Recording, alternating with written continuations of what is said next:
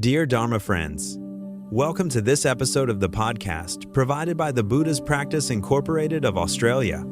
Today, we will continue our deep exploration of the 50 skandha diamonds, focusing on the section regarding the breaking of the skandha of mental formations. 1. Abiding in the self-nature and departing from craving. The key to exhausting the skandha of mental formations lies in the principle: if the stirring of thoughts is exhausted, the floating thoughts are eliminated. For all 10 demonic states that appear during the phase of breaking the skandha of mental formations, their common underlying cause is the practitioner's craving for a certain state or feeling during meditation, such as skillful means, experience, unity, analysis, subtle connection, stillness, past lives, spiritual power, entering cessation, deep emptiness, or extended lifespan.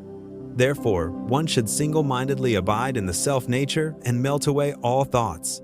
Regarding any boundary state that appears in meditation, whether good or bad, one must not crave it. Instead, one should abide single-mindedly and without confusion in the self-nature. Avoid self-righteousness and maintain proper views.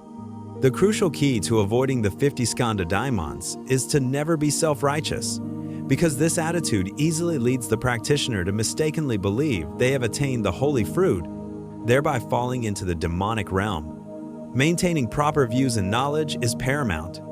Many demonic states cause followers to secretly develop wicked views, wash away the original mind and easily enter false enlightenment, lose their original mind, or deny cause and effect.